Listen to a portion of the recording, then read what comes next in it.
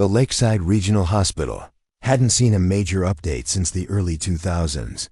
The stark white LED panels hummed softly overhead, casting a clinical glow that seemed to drain the color from everything beneath them. The air was heavy with the distinct blend of antiseptic, institutional coffee, and that particular tension that hangs in emergency rooms during shift changes, when the exhausted are handing responsibility to the freshly caffeinated. Before we jump back in, tell us where you're tuning in from, and if this story touches you, make sure you're subscribed, because tomorrow I've saved something extra special for you. Diana Reeves stood at the administration desk reviewing a patient transfer form with the weary patience of someone who had filled out thousands of such documents in her career. Her silver-streaked dark hair was pulled back in a practical bun, and her casual attire, navy cardigan over a simple blouse, comfortable slacks and sensible shoes, marked her as someone who no longer needed to adhere to uniform regulations. At 58, her face carried the fine lines of someone who had spent decades making difficult decisions, but her posture remained impeccable, shoulders squared, spine straight, a habit she had never lost. "Mrs. Reeves, I'm afraid there's an issue with this transfer request," said Alicia Chun, the new hospital administrator who had been with Lakeside Regional for less than 6 months. The young woman's immaculate blazer and carefully applied makeup contrasted sharply with the slight tremor in her voice as she addressed Diana. "The receiving facility is requiring additional certification that we don't currently have on file." Diana didn't sigh or show frustration. She simply nodded once and extended her hand for the paperwork. "Let me take another look," she said, her voice carrying the calm authority that came from decades of hospital administration before her retirement 3 years ago.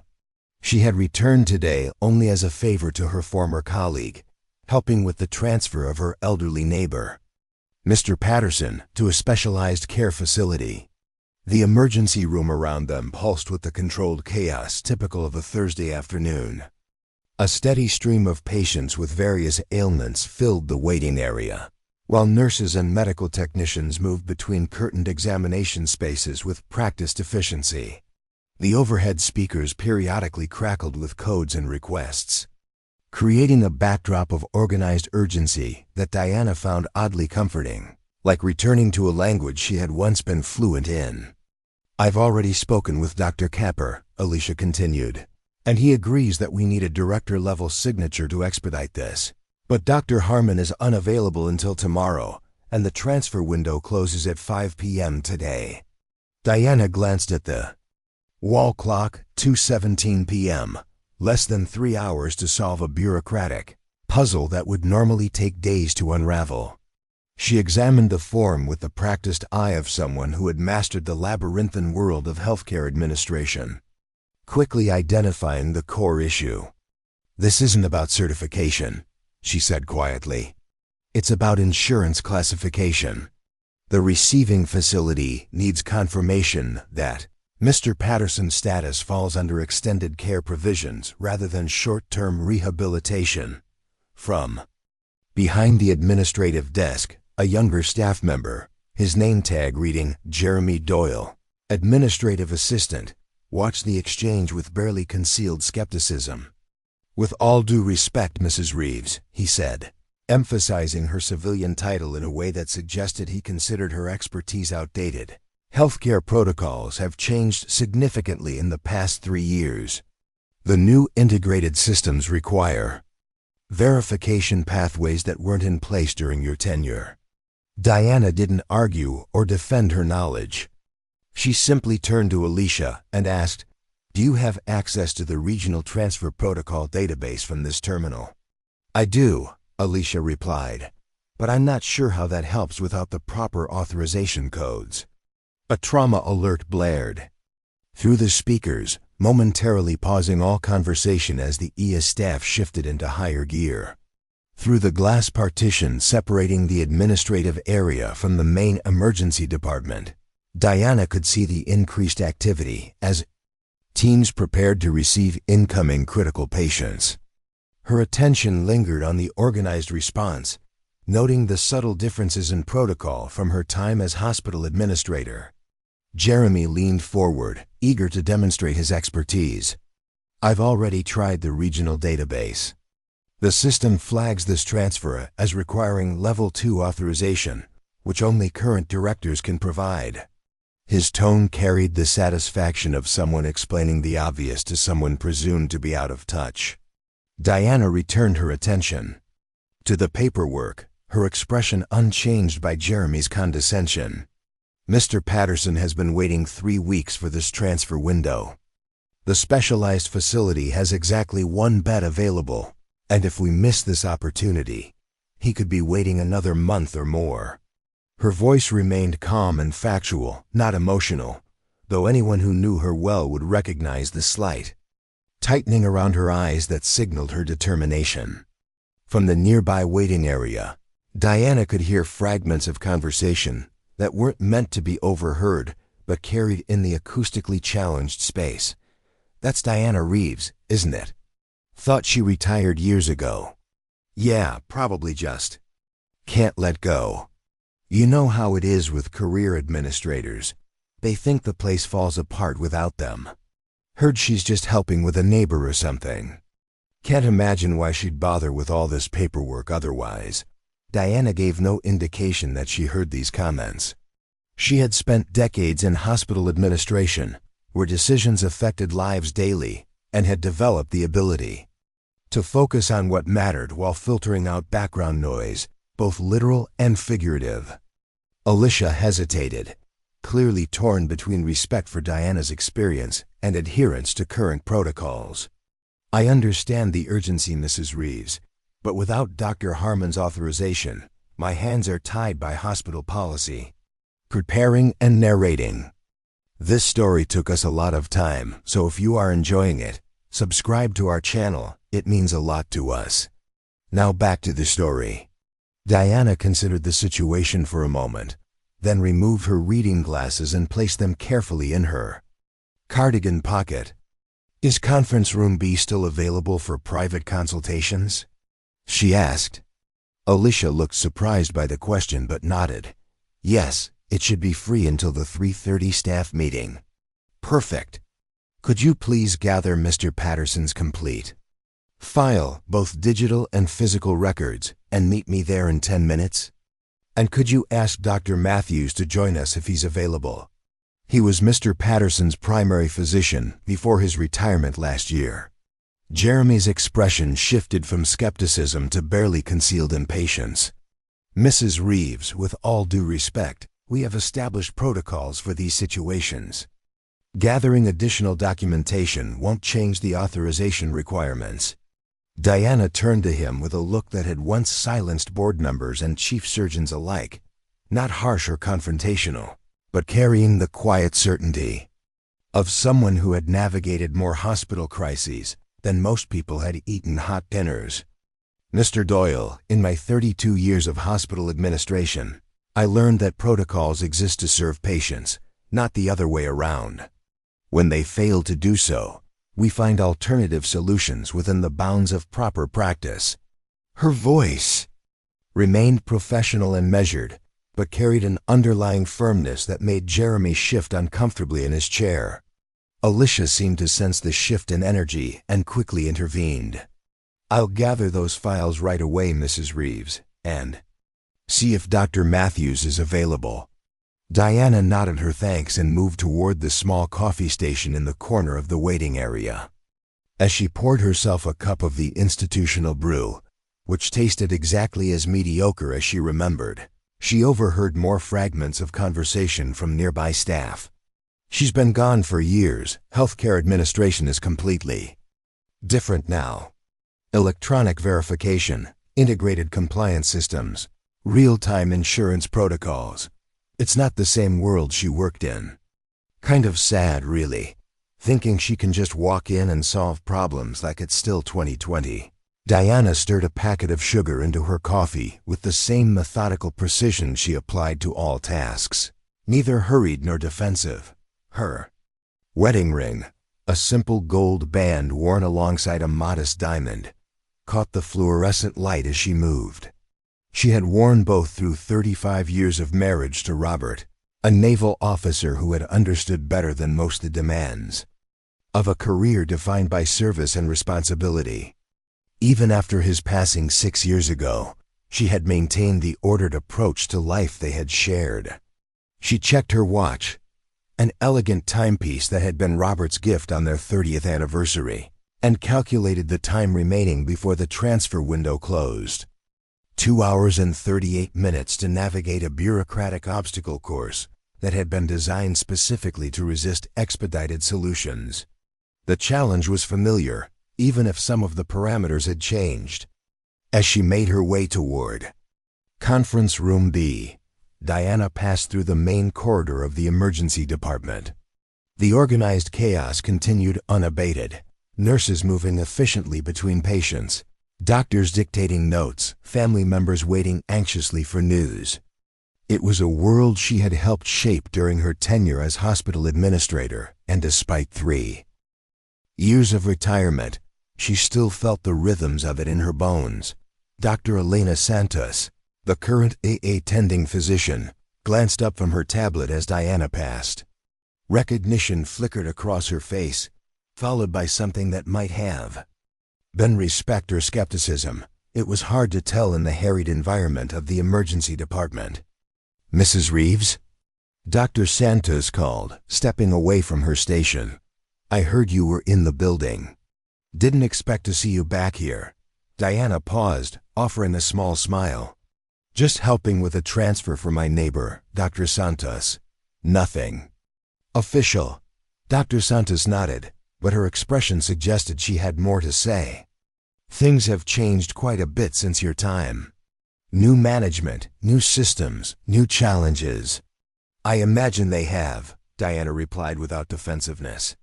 "Adaptation has always been essential in healthcare."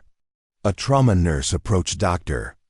Santos with urgent lab results, ending their conversation before it could develop further. Diana continued toward Conference Room B, her mind already organizing the approach she would take to resolve Mr. Patterson's transfer issue. The conference room was exactly as she remembered, functional rather than comfortable, with a long table surrounded by ergonomic chairs that no one ever adjusted properly. The wall-mounted display screen had been upgraded to a newer model, but the room still had the same slightly stale air conditioning and institutional beige walls that had witnessed thousands of decisions affecting patient care and hospital operations. Diana set her coffee on the table and took a seat, not at the head where she would have sat during her tenure as administrator, but at the side, positioning herself as a participant rather than a leader. From her tote bag, she removed a leather portfolio containing her personal notes on Mr. Patterson's case and arranged them neatly before her. Alicia arrived a few minutes later, arms full of files and a tablet tucked precariously under her elbow. Behind her came Dr. Matthews, now in his 70s, with the slightly rumpled appearance of someone who had been enjoying retirement until very recently. "Diana," Dr. Matthews said warmly, extending his hand. "Good to see you, though I wish it were under different circumstances. How's our friend Patterson doing?" "Holding steady, but the specialized respiratory care at Pinewood would make a significant difference," Diana replied, shaking his hand. "Thank you for coming in on such short notice." Alicia carefully arranged the files on the table, her movements betraying her nervousness. "I've brought everything we have on Mr. Patterson, both current and historical records. But I should mention that Jeremy has already escalated this to Dr. Rivera, the interim medical director, and she's reaffirmed that we need Dr. Harmon's direct authorization." Dr. Matthews made a dismissive sound. "Rivera's only been interim for what, 3 months? She barely knew which way the cafeteria was when I retired." Diana gave him a look that suggested this line of commentary wasn't helpful, and he subsided with a good-natured shrug. She turned her attention to the files Alicia had brought, quickly scanning through them with the efficiency of someone who had spent decades extracting critical information from medical documentation. "Alicia," she said after a few moments, Could you pull up Mr. Patterson's insurance verification in the new system? I'd like to see the specific flags that are preventing the transfer authorization. As Alicia navigated through screens on her tablet, Diana continued reviewing the physical files.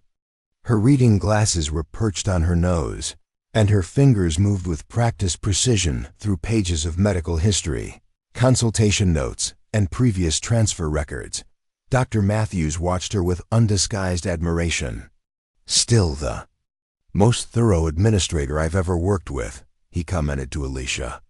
Diana could find solutions to problems most people didn't even know existed yet. Alicia looked up from her tablet. "Here's the insurance verification page. You can see the system is flagging the transfer as requiring director level approval because of the specialized care classification and the out-of-network status of Pinewood." Diana studied the screen, quickly identifying patterns in the data that others might have missed. "The issue isn't the specialized care classification," she said. "It's the date sequencing. Mr. Patterson's initial assessment was conducted during the transition to the new electronic record system, and the verification timestamps are being misinterpreted by the protocol algorithm." Alicia looked skeptical. The system was specifically designed to catch those kinds of transition issues. There are redundant verification pathways built in. "In theory, yes," Diana acknowledged. "But I was on the regional committee that oversaw the implementation of this system. There's a known reconciliation issue with records that span the pre-implementation and post-implementation periods, particularly for patients with complex care histories like Mr. Patterson." Dr. Matthews leaned forward with interest. "So the system is essentially creating a false flag?" "Not exactly false," Diana clarified. "More like an overly cautious interpretation of conflicting data points. The system is doing what it was designed to do, preventing transfers that haven't been properly verified. But in this case, it's a technical issue rather than a substantive one." She turned to Alicia. "There should be an administrative override pathway for exactly this situation. It was built into the system specifically to address transition period discrepancies." Alicia's brow furrowed in concentration as she navigated deeper into the system. "I don't see any override option in the transfer protocol menu." "It wouldn't be there," Diana explained patiently. "The committee deliberately kept it separate from standard protocols to prevent overuse. It should be in the system administration module under legacy reconciliation pathways." As Alicia searched for this option, there was a sharp knock at the conference room door. Jeremy entered without waiting for a response, followed by a woman in her mid-40s wearing a white coat with "Dr. Sophia Rivera, Interim Medical Director," embroidered on the pocket. Her expression suggested she had been pulled away from more important matters. "Mrs. Reeves," Dr. Rivera said, her tone professionally neutral, but carrying an undercurrent of impatience. "I understand you're attempting to expedite a transfer that requires director-level authorization." Diana stood and extended her hand. "Dr. Rivera, thank you for taking the time to join us. Yes, we're working to resolve a system verification issue for Mr. Patterson's transfer to Pinewood." Dr. Rivera shook her hand briefly but remained standing near the door, creating a physical distance that emphasized her authority. "Mr. Doyle has briefed me on the situation. While I appreciate your concern for your neighbor, the authorization requirements exist for important reasons. Patient safety and proper protocol cannot be circumvented, even with the best intentions." Jeremy stood slightly behind Dr. Rivera, his expression suggesting he expected Diana to be put firmly in her place. The dynamic in the room had shifted palpably, with the current hospital leadership asserting its authority over what they clearly viewed as an unwelcome intrusion from the past. Diana showed no sign of intimidation or frustration. She simply nodded in acknowledgement of Dr. Rivera's statement. "I completely agree, Doctor. Patient safety must always be the priority, which is why I'm concerned about the delay in Mr. Patterson's transfer." His respiratory condition requires the specialized care available at Pinewood, and the current verification issue appears to be technical rather than substantive. Dr. Rivera's expression remained unmoved. Technical or not, the system requirements are clear. Director-level authorization is needed, and Dr. Harmon won't be available until tomorrow.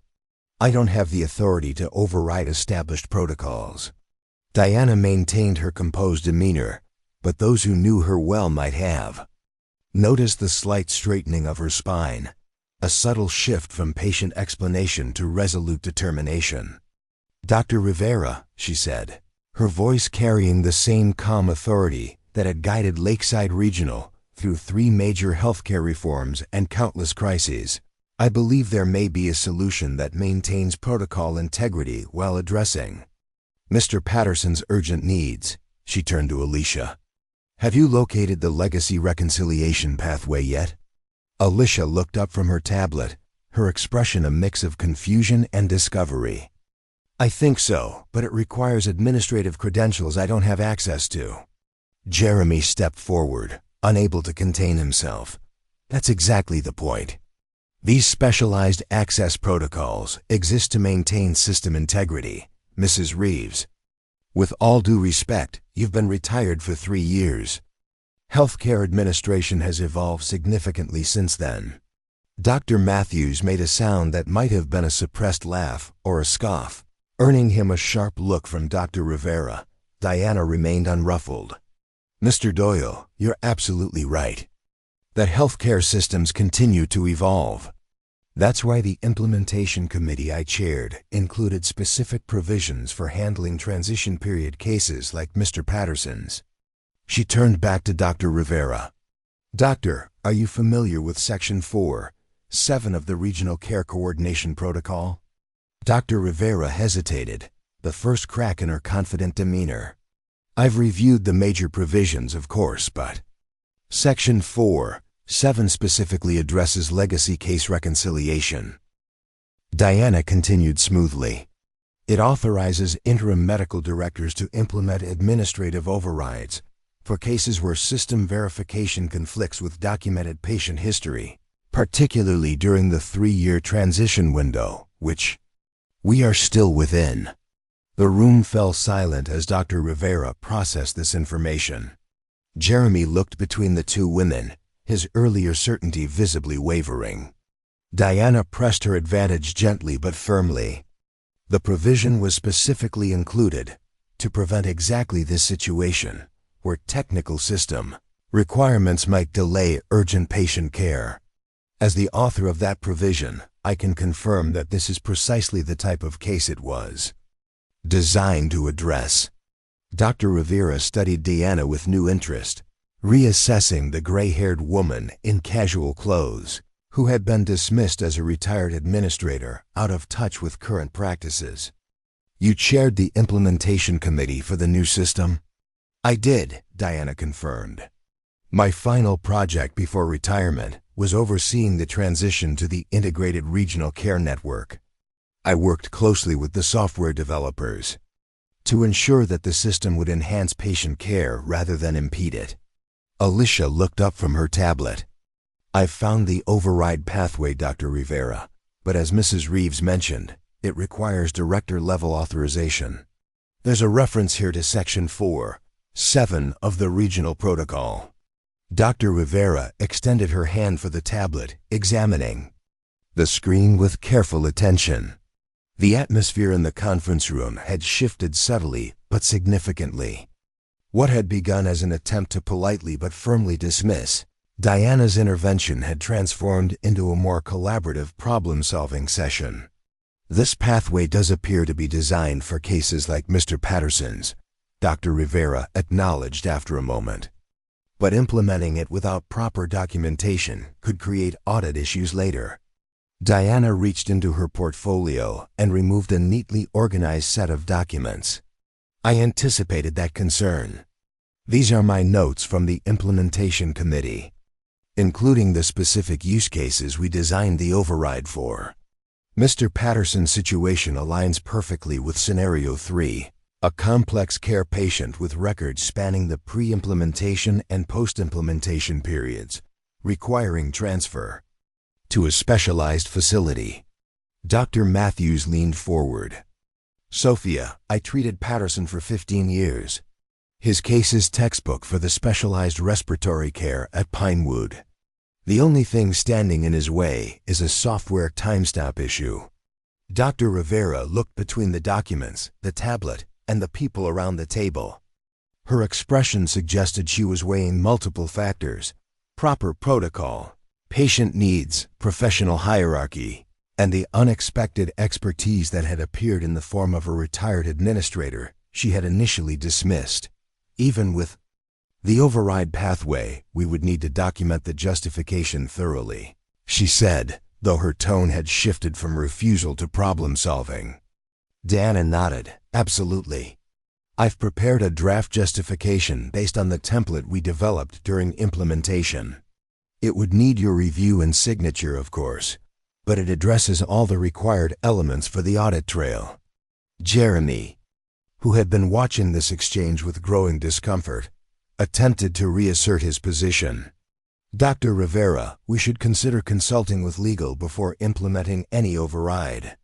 The potential liability issues are covered under Section 473. Diana completed his sentence smoothly. The provision specifically includes liability protection for good faith implementation of the override in documented urgent care situations. Dr. Rivera handed the tablet back to Alicia and turned her full attention to Diana. Mrs. Reeves, I appreciate your expertise in preparation. Let me review your draft justification and the patient's current status. If everything aligns as you've described, we may be able to proceed with the override. Diana's expression remained professionally neutral, but those who knew her well might have detected the slight softening around her eyes that indicated satisfaction. With a problem moving toward resolution. Thank you, Doctor. I believe you'll find everything in order. She handed over her prepared documentation with the confidence of someone who had spent decades ensuring that every I was dotted and every T crossed before presenting a solution. As Dr. Rivera reviewed the materials, the dynamics in the conference room continued to shift. Jeremy remained near the door, his earlier certainty replaced by watchful silence. Alicia studied Diana with new interest, clearly reassessing her initial impression of a well-meaning but outdated former administrator. Dr. Matthews sat back with the satisfied expression of someone who had witnessed exactly what he expected to see. Diana sipped her cooling coffee, patient and composed. The wall clock showed 2:47 p.m., still more than 2 hours before the transfer window closed. Plenty of time, if the remaining obstacles could be cleared with the same efficiency. From outside the conference room came the controlled commotion of the emergency department continuing its work, the rhythm of a hospital that never truly paused, where decisions affecting lives were made every minute of every day.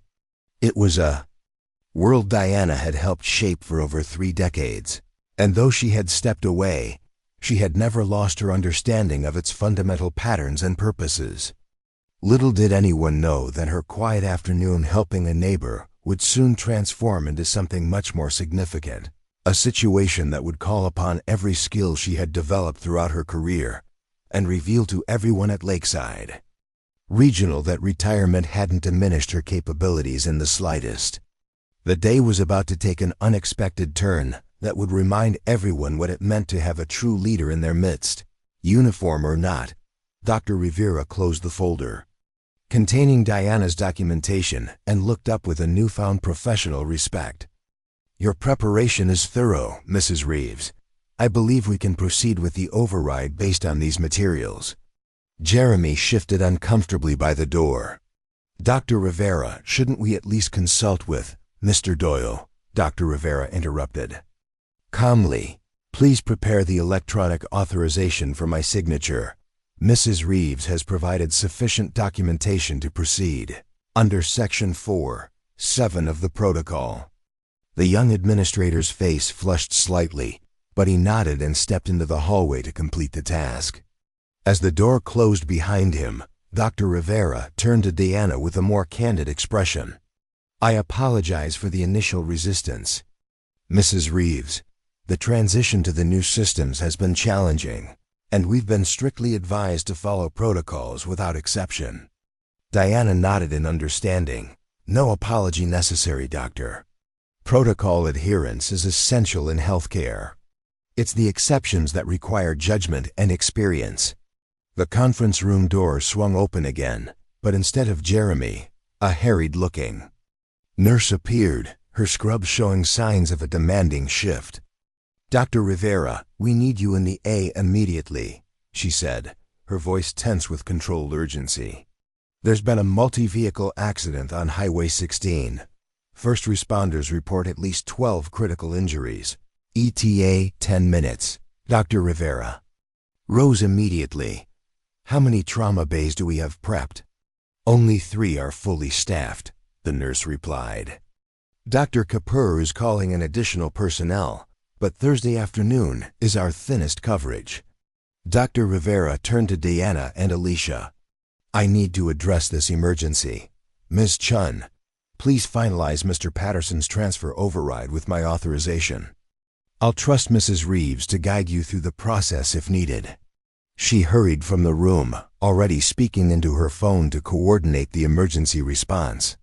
The nurse lingered a moment longer, her gaze shifting to Diana with sudden recognition. "Mrs. Reeves, Diana Reeves?" Diana nodded with a small smile. "Hello, Carol. It's been a while." 3 years, Carol replied, a note of warmth entering her professional demeanor. "The place hasn't been the same without you." Her pager beeped insistently. "I have to get back, but it's good to see you." As Carol rushed back to her duties, Alicia looked at Diana with new curiosity. "You seem to have made quite an impression during your time here." Diana began gathering her documents with efficient movements. 32 years creates many relationships. "Now let's complete Mr. Patterson's override before the emergency.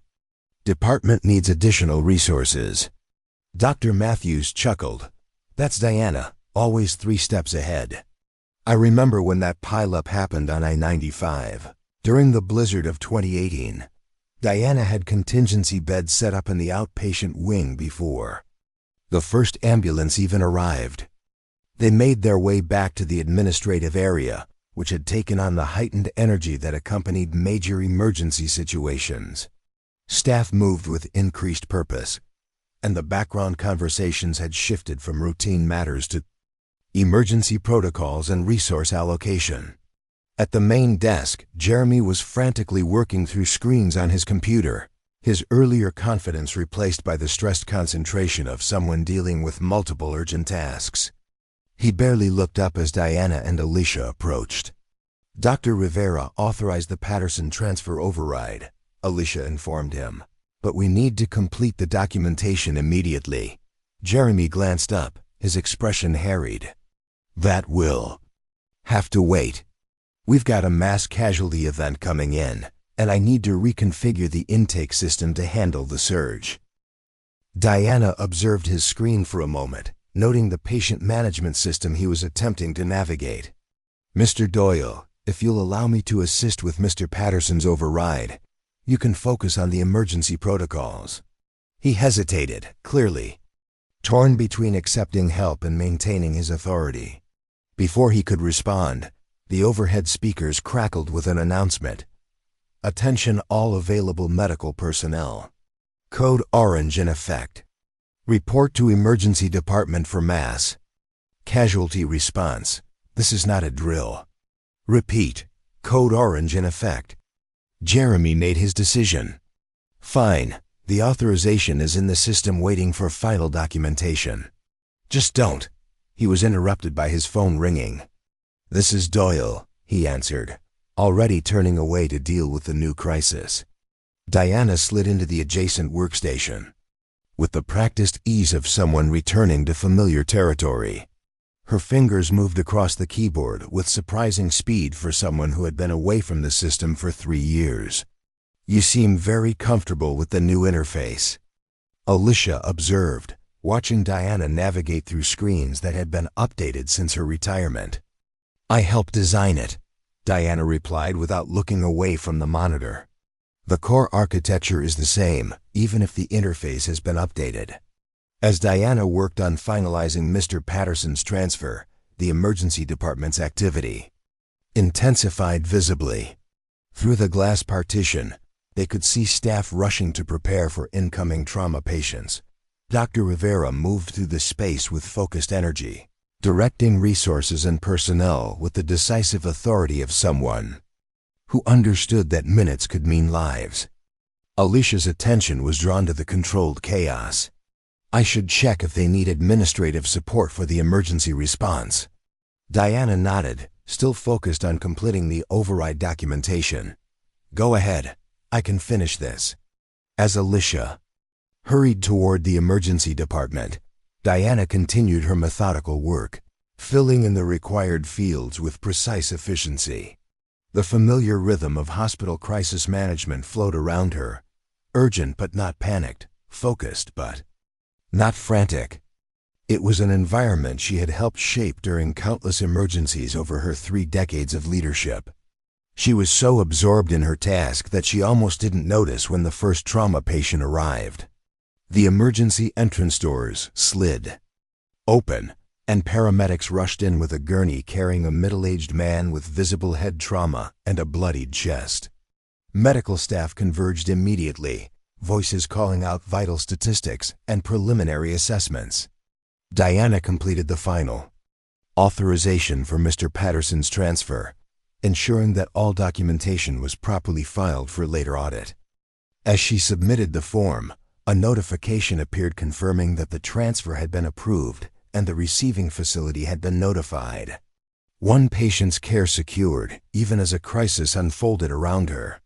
She stood from the workstation, intending to step aside and let the hospital staff handle the emergency without interference from a retired administrator.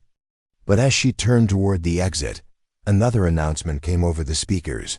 "Administrative staff report to stations for surge protocol implementation. All off-duty medical personnel in the building report to EIGH." Through the glass partition, Diana could see Dr. Rivera speaking intensely with Dr. Santos, their expressions conveying the severity of the situation. More paramedics rushed through the emergency entrance with additional patients, and the organized urgency was beginning to show signs of strain as resources were stretched thin.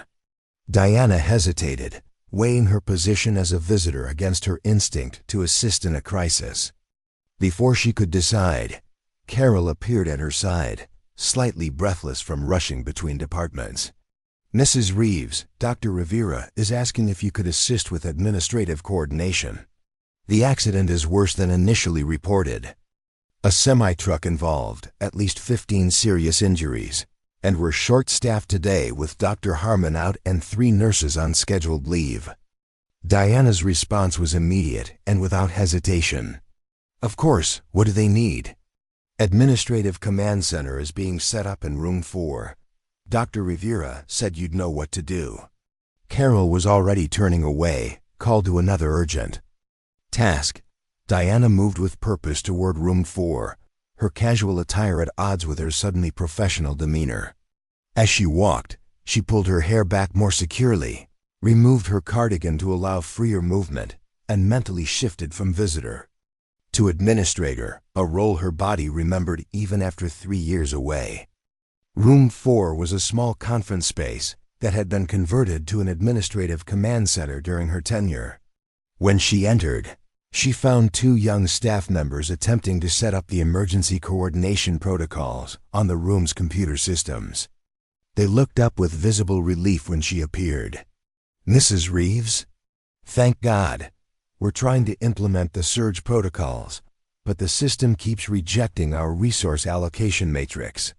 Diana moved to the main terminal without hesitation. "That's because you're using the standard emergency template. For a mass casualty event with more than 10 critical patients, you need to activate the scaled response protocol." Her fingers flew across the keyboard, navigating through security layers and system menus with the confidence of someone who had designed them. Within moments, the wall screens illuminated with a comprehensive display of hospital resources. Available beds, staff assignments, equipment status, and incoming patient data. The young administrators watched with undisguised admiration as Diana transformed their chaotic attempt at coordination into a functioning command center. "Now," Diana said, turning to them with calm authority, "I need one of you to coordinate with radiology and laboratory services to ensure priority processing for trauma cases, and the other to establish direct communication with regional hospitals for potential transfers if we exceed capacity." They moved to their assigned tasks without question, responding to her natural leadership as if she had never left her position. Diana turned back to the main display, quickly assessing the hospital's current resources against the incoming casualties. Dr. Rivera appeared in the doorway, her white coat now bearing traces of blood from her initial response to the first arrivals. She took in the functioning command center with a quick, appreciative glance. "Mrs. Reeves, thank you for stepping in. We've got 7 critical patients already arrived, at least 8 more incoming, and we're reaching capacity limits in trauma care." Diana nodded, already analyzing the resource display. "I see 3 additional trauma surgeons have been called in, but they're still en route. Operating rooms 2 and 3 are being prepared, but OR 1 is already in use for a scheduled procedure. That can't be interrupted." Dr. Rivera looked momentarily surprised by Diana's immediate grasp of the situation. "That's correct. We need to optimize patient flow to prevent bottlenecks in critical care while maintaining essential services for existing patients. I've activated the scaled response protocol," Diana replied, indicating the comprehensive display. "It will allow us to track all resources in real time and make dynamic adjustments as the situation evolves." Another staff member appeared at the door, his expression urgent. "Dr. Rivera, the media has arrived and hospital administration is asking for a statement on the emergency response." Dr. Rivera's expression tightened with frustration. "I don't have time for media coordination right now. Every medical director is needed for patient care." Diana stepped forward. "I can handle the administrative coordination here if you need to return to patient care, doctor. The surge protocol is designed to function with minimal medical oversight once properly activated." Dr. Rivera hesitated only briefly before making her decision. "Thank you, Mrs. Reeves. I'm officially requesting your assistance in this emergency situation." She turned to leave, then paused. "The administrative access codes have changed since your time, but the emergency override is still active. Password is Lakeside 225, followed by today's date." Diana nodded her understanding, and Dr. Rivera hurried back to the emergency department, where her medical expertise was desperately needed. As the door closed, Diana turned to the administrative staff now looking to her for direction. "James, contact security and have them implement Visitor Management Protocol 3, full documentation of all persons entering or leaving the emergency area. Sarah, coordinate with environmental services for potential expansion into the outpatient wing if we exceed primary capacity." They moved to comply without question, responding to the quiet authority in her voice. Diana returned to the main system, entering the emergency override code to access full administrative functions. The familiar interfaces welcomed her back like old friends, and she navigated through them with the practiced ease of someone returning to their native language after a brief absence. Outside the command center, the hospital continued its urgent response to the crisis. Announcements called for additional blood supplies. Specialty teams reported to trauma areas, and the constant movement of staff and equipment created a symphony of purposeful action. Through it all, Diana remained the calm center, coordinating resources, anticipating needs, and ensuring that the complex machinery of emergency response functioned as efficiently as possible. Jeremy appeared at the door, his expression a complex mixture of surprise and reluctant relief at finding Diana in full command of the administrative response. "Mrs. Reeves? Dr. Rivera said you were coordinating the administrative side, but I didn't expect." He gestured at the fully functioning command center that had taken shape in the 30 minutes since the emergency began. Diana looked up from the resource allocation screen she was adjusting. "Mr. Doyle, good timing. We need to implement the regional mutual aid protocol. 3 of the incoming patients will exceed our neurosurgical capacity, and Memorial Hospital has confirmed they have an available team." Jeremy's professional training overcame his personal discomfort. "I'll coordinate with their transfer team immediately." He moved to a workstation and began the process, occasionally glancing at Diana with a new assessment forming in his expression. As the emergency response continued, word spread through the hospital about the retired administrator who had stepped seamlessly back into leadership during the crisis. Staff members who remembered Diana from her tenure found reasons to pass by room 4, some offering nods of recognition or quiet words of appreciation for her return. Dr. Matthews appeared briefly, now wearing scrubs over his civilian clothes. "They've called in everyone with a medical license who's in the building," he explained. "I'm helping with initial assessments of the less critical patients. Thought you'd like to know that Patterson's transfer has been confirmed for 4:30. Diana nodded her thanks, both for the information and for his implicit acknowledgement that she had resolved the original problem, even as she addressed the new crisis. As he left to return to his temporary duties, Alicia entered, carrying a tablet with updated patient information. "Dr. Rivera asked me to coordinate with you on bed assignments," she said, her earlier uncertainty around Diana completely replaced by professional respect. "We've got 4 more critical patients arriving in the next 10 minutes, and all standard. Trauma bays are already occupied." Diana studied the hospital layout on the main display. "We'll convert recovery rooms 3 through 7 for additional trauma capacity. They have the necessary oxygen and suction capabilities, and they're closest to the main imaging suite." Her fingers moved across the touchscreen, reassigning spaces and resources with the precision of a battlefield commander. "But those are scheduled for post-surgical recovery from this morning's procedures," Alicia pointed out. "Yes," Diana agreed, already addressing the cascading implications of her decision. "Transfer current recovery patients in stable condition to the step-down unit, and reschedule any non-emergency surgeries that haven't yet begun." She turned to another screen. "I'm updating the patient flow algorithm to accommodate these changes." Alicia watched Diana work with growing admiration. "You're making decisions in minutes that would normally require committee approval and hours of planning."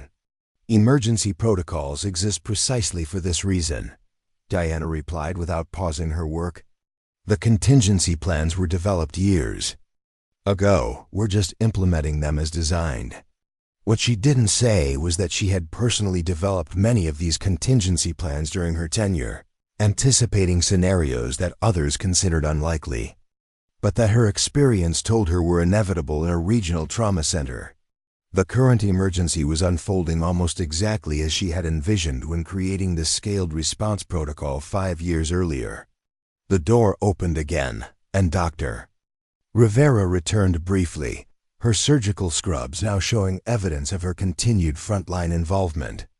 She took in the functioning command center with a quick professional assessment. "Mrs. Reeves, we've stabilized the first wave of critical patients, but we're facing a potential bottleneck in imaging. CT scanner 1 is at capacity, and scanner 2 is showing technical issues." Diana nodded, already adjusting the resource allocation display. "I've contacted Memorial Hospital, and they've agreed to accept 3 neurosurgical cases for transfer once stabilized. That should relieve some pressure on our imaging resources." She pulled up another screen. "I've also implemented priority protocols for the laboratory to expedite blood work for trauma patients while maintaining essential services for existing critical care." Dr. Rivera studied the comprehensive response with newfound respect.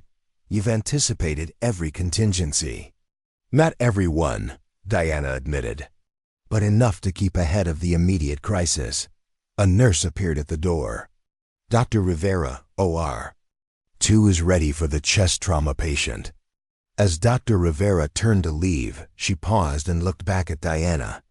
Mrs. Reeves, I'd like you to brief the hospital board when they arrive. They're assembling in response to the emergency declaration, and they'll want a complete assessment of our response capabilities. The request was more than a practical necessity.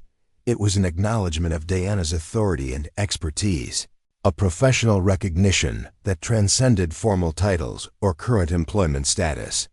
Diana simply nodded her acceptance already, turning back to the coordination of resources that would save lives in the coming hours. As the door closed behind Dr. Rivera, Jeremy approached Diana's workstation with a changed demeanor. The skepticism and territorial defensiveness had been replaced by professional respect, however reluctantly given. Mrs. Reeves, I've completed the mutual aid protocol implementation with Memorial. They're sending a transfer team for the neurosurgical cases. He hesitated, then added, the regional coordination system recognized your authentication code immediately.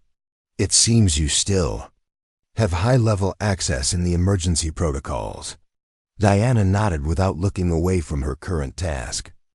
Emergency systems are designed with redundant authentication protocols to ensure continuity of operations, regardless of who is available to respond. It's a feature, not an oversight. What she didn't explain was that as the architect of many of these systems, she had ensured that experienced administrators could provide emergency support without bureaucratic obstacles. Precisely for situations like the current crisis, the command center continued to function with increasing efficiency as staff adjusted to Diana's leadership style. Information flowed smoothly, decisions were implemented quickly, and the complex dance of emergency response maintained its rhythm despite the extraordinary demands placed upon it. Outside Room 4, the hospital corridors buzzed with both the urgent activity of crisis response and the spreading awareness that Diana Reeves, the legendary former administrator who had shaped Lakeside Regional's policies and culture for over 3 decades, was back at the helm during this critical moment.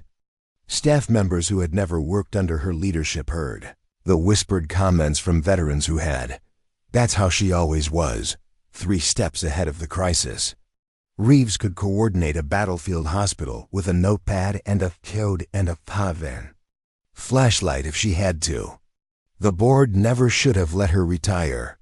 4 hours into the emergency response, with all critical patients either stabilized or transferred to appropriate care, Diana stood at the main display reviewing the current status of hospital resources. The initial crisis had been weathered, but the ripple effects would continue for days as the hospital adjusted its operations to accommodate the surge of trauma patients while maintaining essential services for existing cases. She had removed her reading glasses and was rubbing the bridge of her nose, a rare sign of fatigue from someone who had maintained unwavering focus throughout the emergency. When the door opened to admit a distinguished older man in an expensive suit, followed by several similarly well-dressed individuals. Charles, Diana said, recognizing the chairman of the hospital board immediately. I didn't expect you so soon. Charles Whitmore, who had served on the board for over 20 years, smiled with genuine warmth. Diana Reeves. Should have known you'd be in the thick of it. He glanced around the command center with appreciation. Dr. Rivera told us you stepped in and basically saved the day, but I had to see it for myself. Diana shook her head slightly. The staff did the saving. I just helped coordinate. Typical understatement, Charles replied, turning to introduce his companions. The board members wanted to see firsthand how Lakeside responded to the emergency. I believe you know most of them. Diana greeted each board member with professional courtesy, aware of their evaluative gazes taking in her casual attire and the command center she had established. She could read the questions in their expressions. How had a retired administrator in civilian clothes ended up commanding the hospital's emergency response? And more importantly, why was the response functioning so smoothly under her direction? Charles turned back to Diana with a more serious expression. Dr. Rivera gives you credit for preventing what could have been a chaotic situation. Said you implemented protocols she wasn't even aware existed. Before Diana could respond, the door opened again to admit Dr. Rivera, who had changed from blood-stained scrubs into a clean white coat. Her expression showed the fatigue of hours in trauma surgery, but also the satisfaction of a professional who had met an extraordinary challenge successfully. "Mrs. Reeves," she said, using the formal address despite the changed dynamic between them. "I wanted to update you before I briefed the board. All critical patients have been stabilized. 3 have been transferred to Memorial for specialized neurosurgical care, and we've successfully managed the emergency without compromising care. For our existing patients," she turned to address the board members directly, "I want to officially acknowledge that our successful response today was largely due to Mrs. Reeves' exceptional coordination of hospital resources. She implemented emergency protocols that, frankly, most of the current administration wasn't fully aware existed, and she anticipated resource needs before they became critical shortages." The board members exchanged meaningful glances, and Charles Whitmore's expression shifted to one of thoughtful consideration. Something was happening beyond the immediate crisis response, something that would soon reveal just how significantly Diana's unexpected return to leadership had changed the hospital's perception of her capabilities. As the emergency stabilized and the initial crisis passed, no one at Lakeside Regional was questioning Diana's authority or expertise anymore.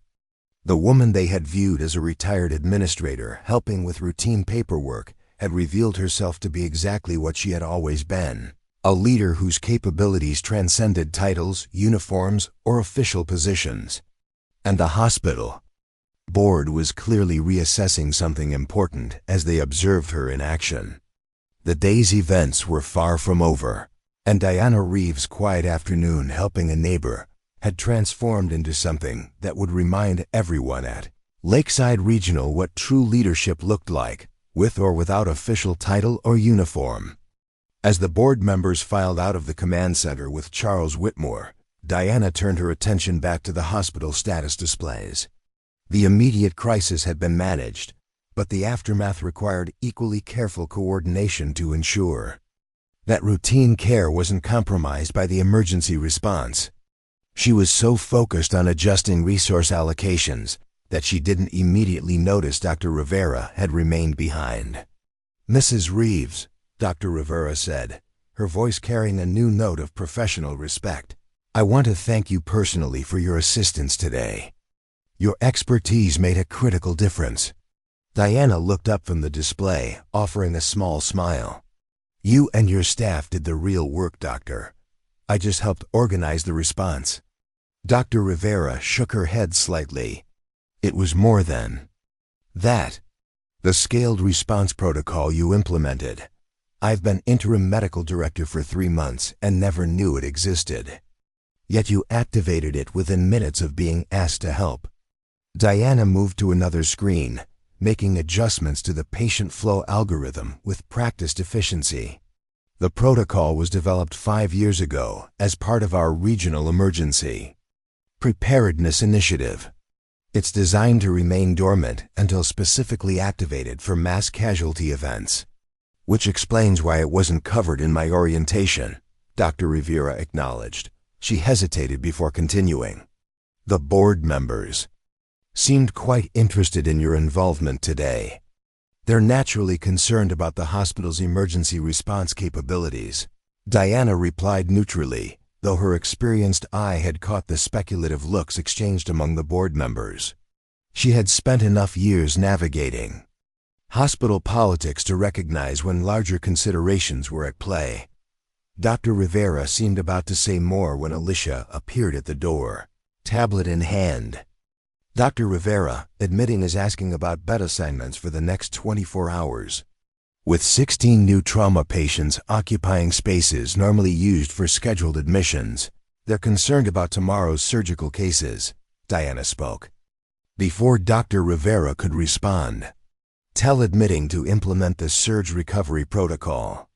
There should be a pre-configured bed allocation plan that maintains capacity for scheduled procedures while accommodating emergency admissions.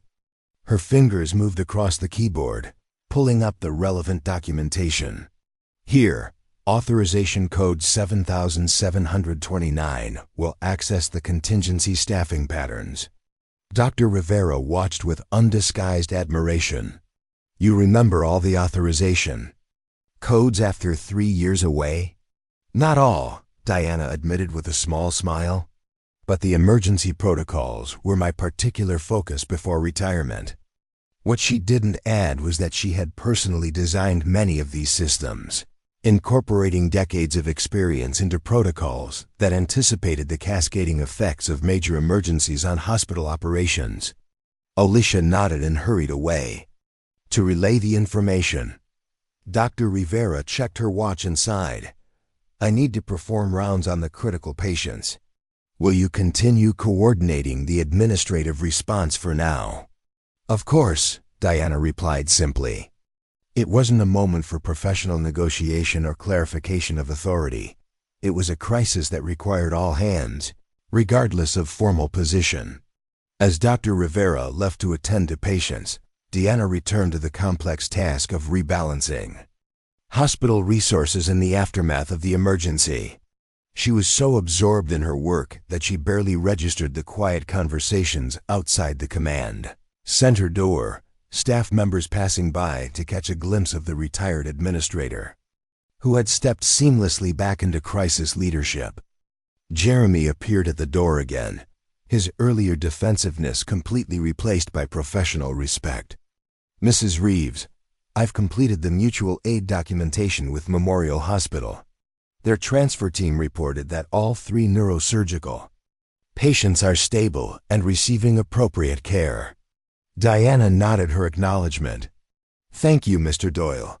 Please ensure that the families have been provided with transportation options to Memorial if they need them. Already done, he replied, with a hint of pride at having anticipated her concern. I also initiated the emergency staff rotation schedule for the next 48 hours to ensure adequate coverage as we manage the aftermath. Diana looked up from her work, offering a genuine smile of appreciation. Excellent initiative, Mr. Doyle. That's precisely what was needed. The simple professional acknowledgement seemed to affect Jeremy deeply. He straightened slightly, his expression shifting from the defensive posture of someone protecting territory to the engaged focus of a professional rising to an important challenge. Is there anything else you need from me right now? He asked, his tone now one of sincere collaboration rather than reluctant assistance. Diana considered for a moment. Could you check on Mr. Patterson's transfer status? With the emergency, I want to ensure his care plan hasn't been disrupted. Jeremy nodded and moved to a nearby workstation, pulling up the patient's information with efficient keystrokes. His transfer to Pinewood is proceeding as scheduled. The transport team reported their en route and will arrive at 4:30 as planned. Thank you, Diana said, returning her attention to the resource allocation display. Despite the crisis demanding her focus, she hadn't forgotten the initial reason for her presence at Lakeside Regional, ensuring her elderly neighbor received the specialized care he needed. The command center had taken on the rhythm of practiced emergency management, with staff coming and going, updates being processed, and resources being allocated with the smooth efficiency of a well-designed system, responding to precisely the kind of situation it had been created to address. Diana moved through it all with the quiet authority of someone who had done this many times before, her casual attire contrasting sharply with her professional command of the situation. Carol appeared at the door again, this time with a white lab coat draped over her arm. Mrs. Reeves, Dr. Rivera thought you might want this. She said administrative staff responding to emergency situations should be clearly identifiable. Diana accepted the coat with a thoughtful expression. It was more than a practical garment. It was a symbol of official recognition, an acknowledgement of her role in the current crisis. After a brief hesitation, she slipped it on over her simple blouse. The coat was generic without name tag or title, but it transformed her appearance from casual visitor to medical administrator. As she returned to her work, she became aware of a subtle shift in how staff interacted with her. The lab coat conferred a visual authority that aligned with the natural leadership she had been exercising since the crisis began. New staff who hadn't known her during her tenure now approached with the same respectful attention as those who remembered her years of leadership. The afternoon progressed with the controlled urgency of a hospital managing both an extraordinary emergency and its regular functions. Diana moved between tasks with practiced efficiency, addressing each issue with the calm certainty of someone who had seen and managed similar situations many times before. At 4:25, she paused in her work and checked the time. "Jeremy, could you monitor the command center for a few minutes? I'd like to check on Mr. Patterson's transfer personally." Jeremy nodded, moving to the main workstation with newfound confidence. "Of course, Mrs. Reeves. I'll coordinate with admitting on the bed reassignments while you're away." Diana made her way through corridors busy with the aftermath of emergency response. Staff members nodded respectfully as she passed, some offering quiet words of appreciation for her return during the crisis. The white lab coat she now wore seemed to blur the line between past and present, between retired administrator and active leader. To pass by room 4, some offering nods of recognition or quiet words of appreciation for her return. Dr. Matthews appeared briefly, now wearing scrubs over his civilian clothes. "They've called in everyone with a medical license who's in the building," he explained. "I'm helping with initial assessments of the less critical patients. Thought you'd like to know that Patterson's transfer has been confirmed for 4:30. Diana nodded her thanks, both for the information and for his implicit acknowledgement that she had resolved the original problem even as she addressed the new crisis. As he left to return to his temporary duties, Alicia entered, carrying a tablet with updated patient information. "Dr. Rivera asked me to coordinate with you on bed assignments," she said, her earlier uncertainty around Diana completely replaced by professional respect. "We've got 4 more critical patients arriving in the next 10 minutes, and all standard. Trauma bays are already occupied." Diana studied the hospital layout on the main display. "We'll convert recovery rooms 3 through 7 for additional trauma capacity. They have the necessary oxygen and suction capabilities, and they're closest to the main imaging suite." Her fingers moved across the touchscreen, reassigning spaces and resources with the precision of a battlefield commander. "But those are scheduled for post-surgical recovery from this morning's procedures," Alicia pointed out. "Yes," Diana agreed, already addressing the cascading implications of her decision. "Transfer current recovery patients in stable condition to the step-down unit, and reschedule any non-emergency surgeries that haven't yet begun." She turned to another screen. "I'm updating the patient flow algorithm to accommodate these changes." Alicia watched Diana work with growing admiration. "You're making decisions in minutes that would normally require committee approval and hours of planning. Emergency protocols exist precisely for this reason," Diana replied without pausing her work. "The contingency plans were developed years ago. We're just implementing them as designed." What she didn't say was that she had personally developed many of these contingency plans during her tenure, anticipating scenarios that others considered unlikely, but that her experience told her were inevitable at a regional trauma center. The current emergency was unfolding almost exactly as she had envisioned when creating this scaled response protocol 5 years earlier. The door opened again, and Dr. Rivera returned briefly, her surgical scrubs now showing evidence of her continued frontline involvement.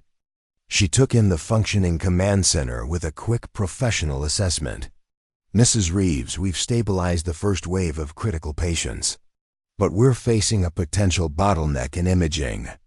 CT scanner 1 is at capacity and scanner 2 is showing technical issues." Diana nodded, already adjusting the resource allocation display. "I've contacted Memorial Hospital, and they've agreed to accept 3 neurosurgical cases for transfer once stabilized. That should relieve some pressure on our imaging resources." She pulled up another screen. "I've also implemented priority protocols for the laboratory to expedite blood work for trauma patients while maintaining essential services for existing critical care." Dr. Rivera studied the comprehensive response with newfound respect. "You've anticipated every contingency." "Not every one," Diana admitted, "but enough to keep ahead of the immediate crisis." A nurse appeared at the door. "Dr. Rivera, OR 2 is ready for the chest trauma patient." As Dr. Rivera turned to leave, she paused and looked back at Diana. "Mrs. Reeves, I'd like you to brief the hospital board when they arrive. They're assembling in response to the emergency declaration, and they'll want a complete assessment of our response capabilities." The request was more than a practical necessity.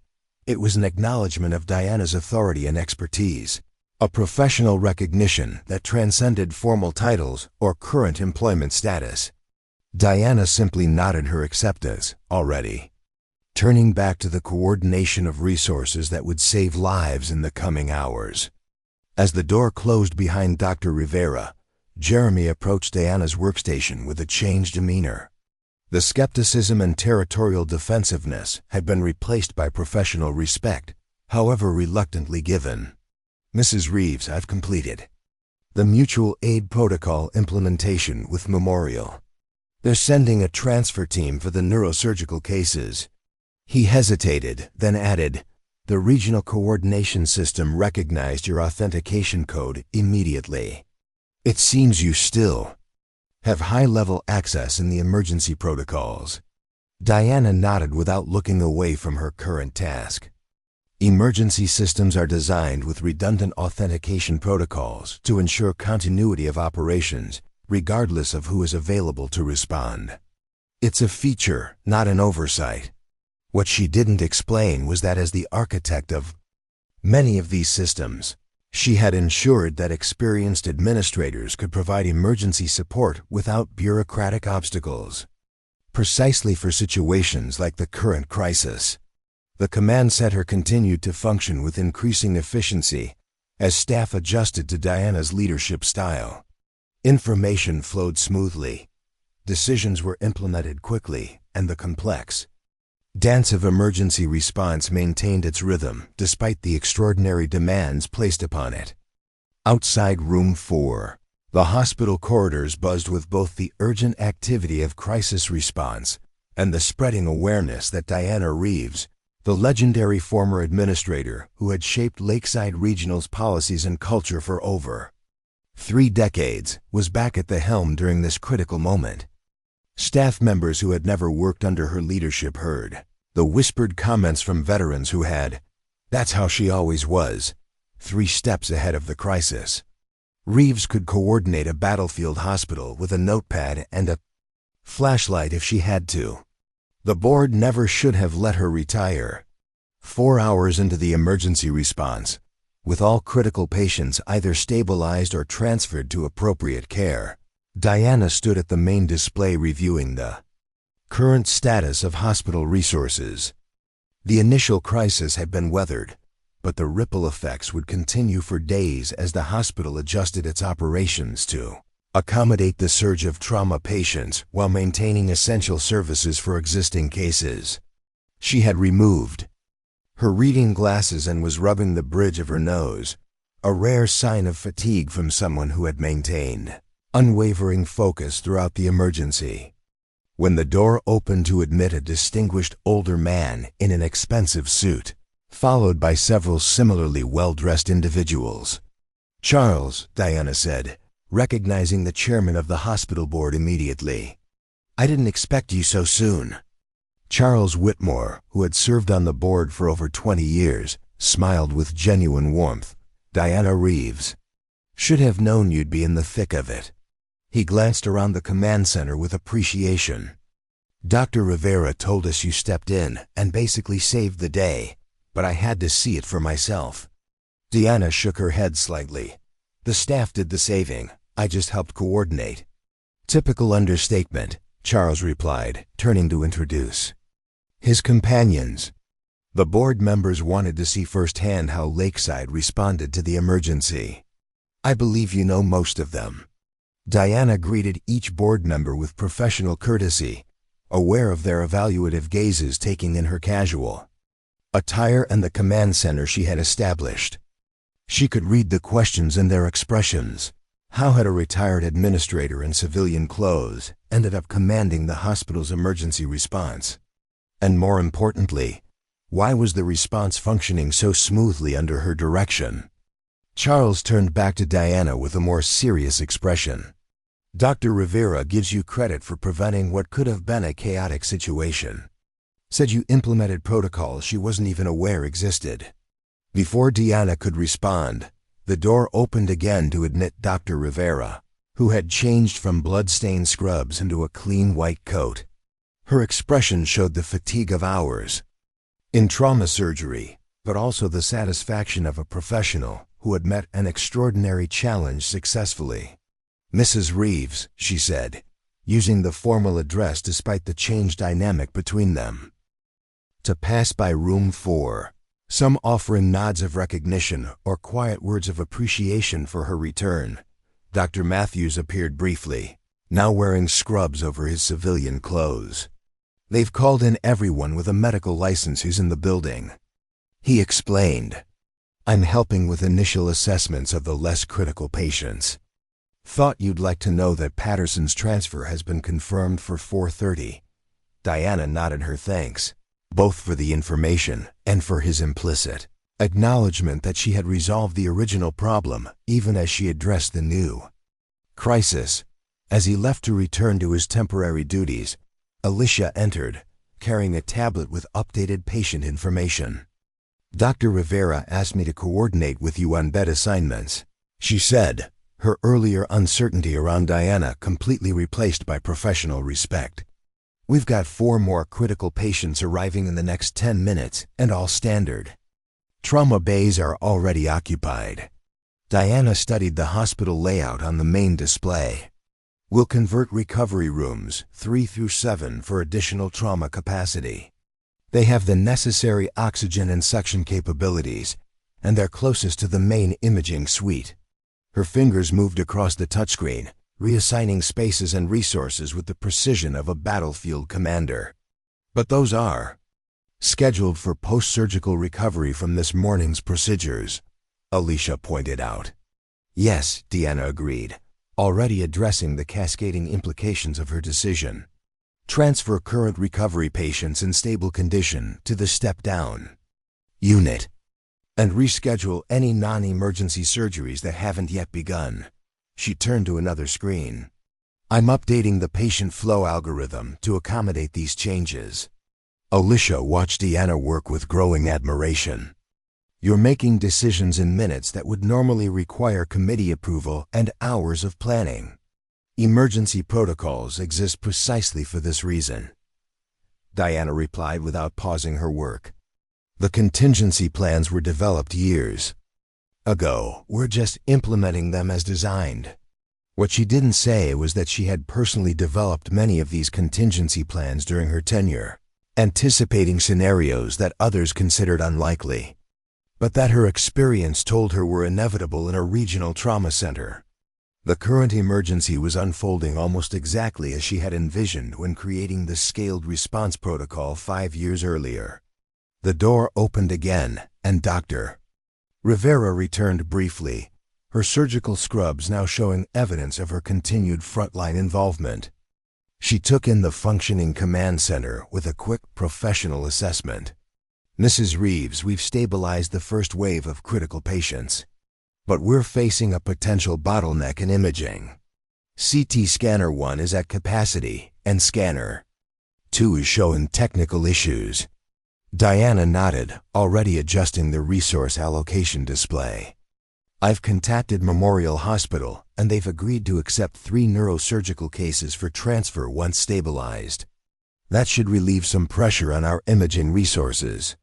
She pulled up another screen. I've also implemented priority protocols for the laboratory to expedite blood work for trauma patients while maintaining essential services for existing critical care. Dr. Rivera studied the comprehensive response with newfound respect. You've anticipated every contingency. Not everyone, Diana admitted, but enough to keep ahead of the immediate crisis. A nurse appeared at the door. Dr. Rivera, OR. 2 is ready for the chest trauma patient. As Dr. Rivera turned to leave, she paused and looked back at Diana. Mrs. Reeves, I'd like you to brief the hospital board when they arrive. They're assembling in response to the emergency declaration, and they'll want a complete assessment of our response capabilities. The request was more than a practical necessity. It was an acknowledgement of Diana's authority and expertise, a professional recognition that transcended formal titles or current employment status. Diana simply nodded her acceptance, already. Turning back to the coordination of resources that would save lives in the coming hours.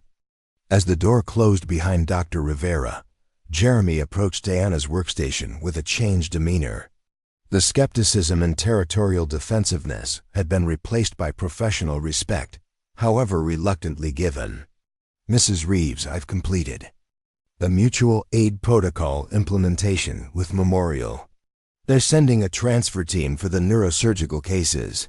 He hesitated, then added, the regional coordination system recognized your authentication code immediately.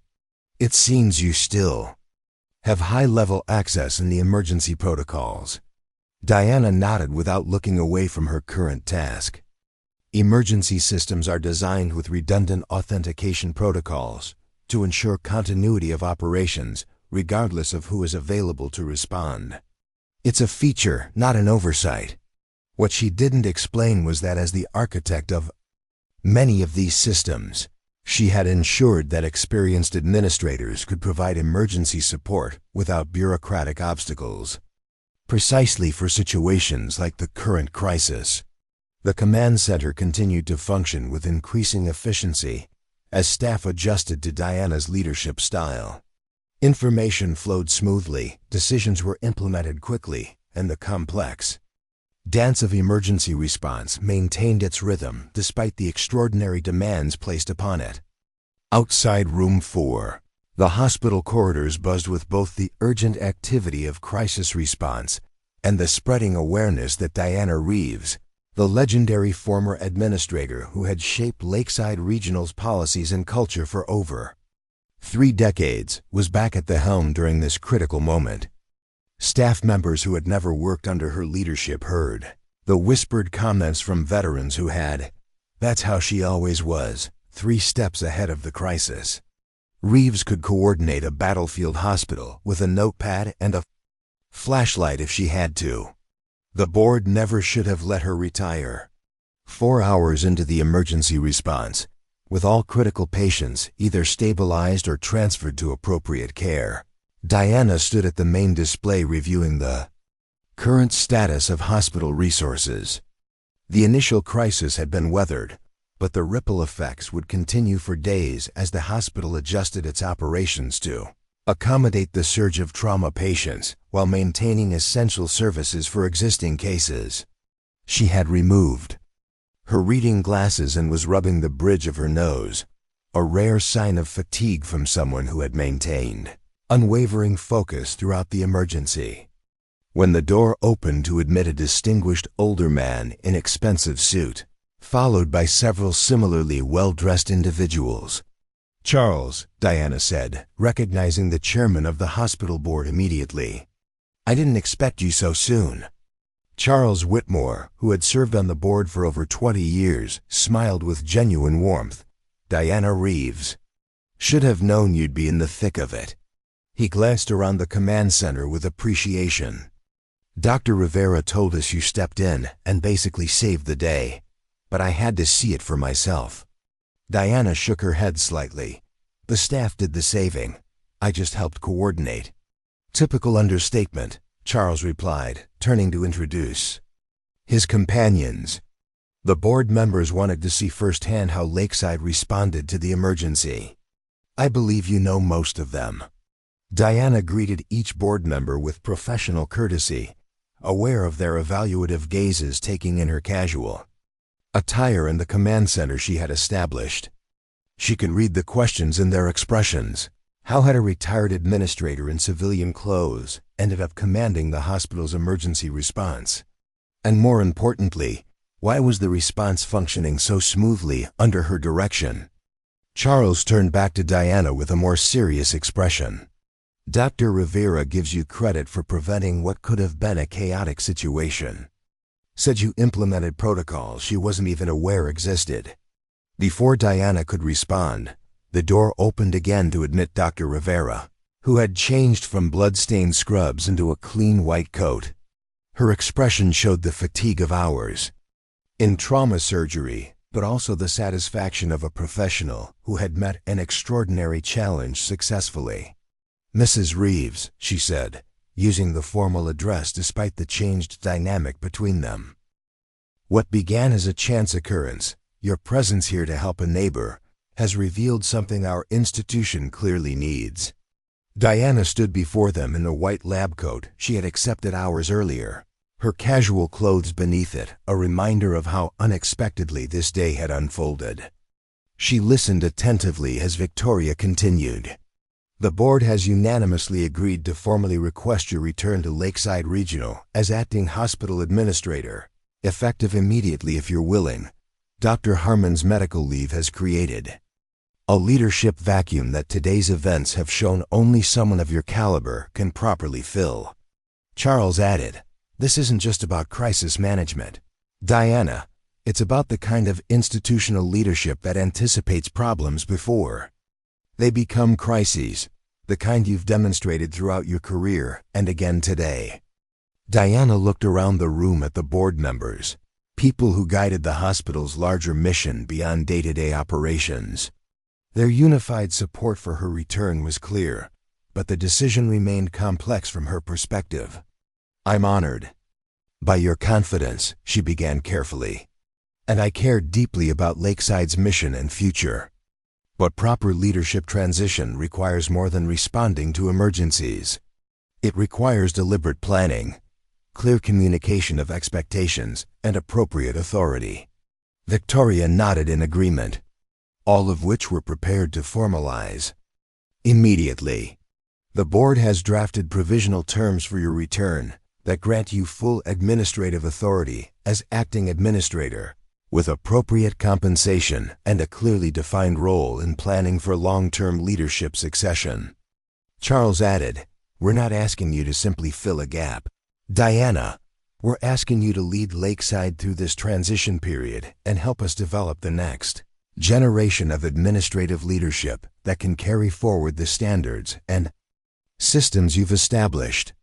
As Diana considered the offer, she thought about the day's events, how what should have been a simple favor for a neighbor had revealed the ongoing need for her particular skills and experience. She thought about the staff who had responded to her leadership with such professional dedication. And she thought about the patients whose care depended on effective administration as much as clinical expertise. The choice before her was about more than a job title or professional status. It was about purpose, about service, and about the difference between holding a position and embodying a role. Diana Reeves had never needed a uniform or a title to lead effectively. She had demonstrated that clearly today. But perhaps accepting this role formally would allow her to ensure that the systems and values she had built over 3 decades would continue to serve patients long after her eventual retirement. The board members waited respectfully as Diana reached her decision, a decision that would remind everyone at Lakeside Regional that true leadership transcends titles and formal positions, residing instead in the character, competence, and commitment of those who choose to serve. Diana looked at the expectant faces of the board members and took a measured breath. "I'll accept the position," she said, her voice carrying the quiet certainty that had characterized her leadership throughout the day. "On one condition." Charles leaned forward slightly. "Name it." "This isn't just about filling a position until Richard returns," Diana explained. "If I'm to step back into leadership, I want to establish a comprehensive mentorship program for the next generation of healthcare administrators. Lakeside needs to build institutional resilience that doesn't depend on any single individual, including me." Victoria Lamar nodded with immediate approval. "That's precisely the kind of forward thinking we hoped you'd bring back to Lakeside. The board fully supports this initiative." "Then we have an agreement," Diana said, extending her hand to Charles, who shook it with evident satisfaction. "We'll have the formal paperwork ready by morning," Charles assured her. "In the meantime, I believe the hospital staff should be informed of your appointment immediately. It would provide valuable stability after today's challenges." As they left the conference room, Diana was struck by how dramatically her day had transformed. From a simple errand to help a neighbor to resuming leadership of a major regional hospital during multiple crises. The white lab coat she wore now seemed less borrowed and more like a natural extension of her professional identity. Charles led her to the administrative offices where staff had gathered for the evening shift change briefing. Conversations quieted as they entered, and all eyes turned to Diana with expressions ranging from curiosity to open admiration. "I have an important announcement," Charles began, his voice carrying the formal weight of his position as board chairman. "Effective immediately, Diana Reeves will be returning to Lakeside Regional as acting hospital administrator during Dr. Harmon's extended medical leave." A spontaneous round of applause erupted from the staff, surprising Diana with its enthusiasm. The veteran employees who had worked under her previous leadership nodded with obvious approval, while newer staff members looked on with interest. Having witnessed her crisis management skills firsthand that day, Charles continued once the applause subsided. "Those of you who saw Mrs. Reeves in action today understand why the board has asked her to return.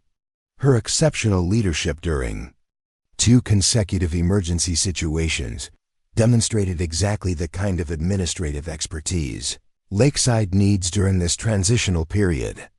He turned to Diana. "Would you like to say a few words?" Diana stepped forward, taking in the assembled staff with a warm but professional gaze. "Thank you for that welcome. I came to Lakeside this morning to help a friend navigate a bureaucratic process. I'm leaving this evening having accepted a much larger responsibility, one I take very seriously." She paused, choosing her next words carefully. "What I witnessed today wasn't just crisis response. It was the dedicated professionalism that makes Lakeside special staff at every level rising to extraordinary challenges with skill and compassion. My role is to ensure you have the systems, resources, and support to continue providing exceptional care to our community." Her simple, direct words resonated with the assembled staff more powerfully than any grand pronouncements could have. Diana had always led with quiet competence rather than dramatic gestures, and her approach now reinforced the authenticity of her leadership. "I'll be here first thing tomorrow morning to begin formal transition meetings," she concluded. Tonight, I want to commend everyone who managed today's dual emergencies with such professionalism. The patients in our care tonight are safe because of your dedication." As the briefing dispersed, staff members approached Diana individually, some to welcome her back, others to introduce themselves, having joined Lakeside during her retirement. Dr. Rivera made her way through the crowd, now changed from her white coat into street clothes, clearly ready to end her long day. "Mrs. Reeves, or should I say Administrator Reeves now, I'm glad you accepted the position," she said with genuine relief. "After seeing you in action today, I can't imagine anyone better equipped to guide Lakeside through this transition." "Thank you, Doctor," Diana replied. "And please, continue calling me Diana. Titles have never been as important to me as the work itself. Dr. Rivera smiled at this characteristic response. I'll see you tomorrow for the department head meeting.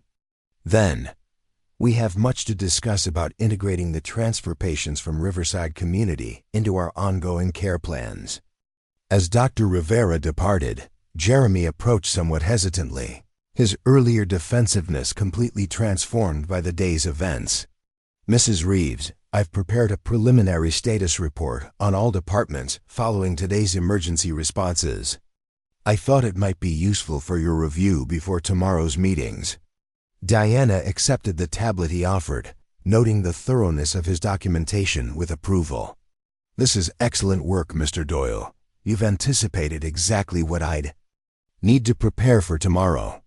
Jeremy straightened slightly at the praise. I also took the liberty of updating the emergency response protocols with notes from today's implementation. There were several process improvements we identified during the second crisis that should be formalized. Initiative and attention to detail, both essential qualities in healthcare administration, Diana observed. I'd like you to join the leadership transition meetings tomorrow. Your insights from today's events will be valuable. The young administrator's expression reflected both surprise and pride at being included in senior-level meetings. I'll be prepared, Mrs. Reeves.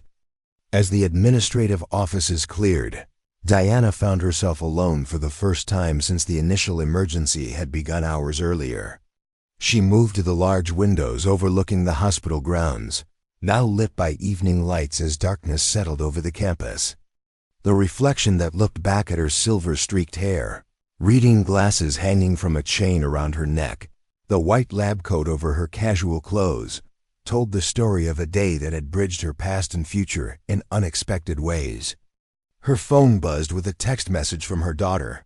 Catherine, just heard from Mark at the hospital that you're running the place again. Call me when you can. So proud of you. Mom, Diana smiled at her daughter's characteristic directness. News traveled fast in hospital networks. Her appointment was already reaching the medical community. She would call Catherine later to explain how a simple favor for a neighbor had evolved into this unexpected new chapter. Charles appeared at her side, offering a steaming cup of tea. I thought you could use this. It's been quite a day. Diana accepted the cup gratefully. Indeed it has. Not at all what I expected when I walked through those doors this morning. The best leaders never truly retire, Charles observed, looking out at the hospital campus alongside her. They just wait for the moment when they're needed again. Diana shook her head slightly. I didn't come here looking to resume leadership. Charles, I genuinely believed my administrative days were behind me. And yet when crisis struck, you stepped forward without hesitation, he pointed out. Not because of a title or position, but because that's who you are at your core, someone who sees what needs to be done and does it, regardless of official status. They stood in companionable silence for a moment, watching the rhythmic movement of staff and visitors throughout the hospital grounds, the everyday pulse of an institution dedicated to healing and care. You should go home and rest, Charles finally said. Tomorrow will bring plenty of new challenges. Diana nodded, suddenly aware of the fatigue that had been held at bay by adrenaline and professional focus. I'll need to prepare for the transition meetings. There's much to review before tomorrow. Always thinking ahead, Charles noted with approval. That's why the board was unanimous in asking you to return.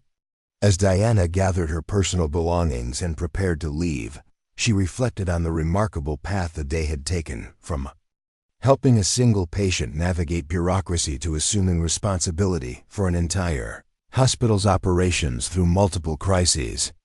The journey had reminded everyone at Lakeside, including Diana herself, that true leadership resided in character and capability, not in titles or formal positions. She made her way through corridors that had once been her daily domain and would be again starting tomorrow. Staff members nodded respectfully as she passed, some offering quiet words of welcome or appreciation. The hospital had a different energy now than it had that morning, not just the aftermath of crisis, but but the renewed confidence that comes from knowing capable leadership is in place. In the main lobby, Diana encountered Carol preparing to end her shift, the veteran nurse looking exhausted but satisfied after the demanding day. "Heading home, Mrs. Reeves? Or should I say Administrator Reeves again?" Carol asked with a warm smile.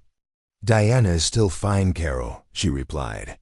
"And yes, home to prepare for tomorrow.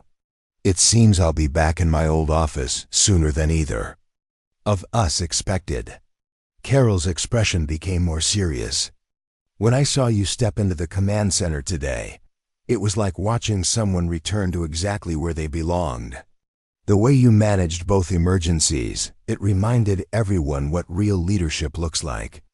Diana accepted the comment with characteristic grace. "The staff did the real work today. I just helped coordinate."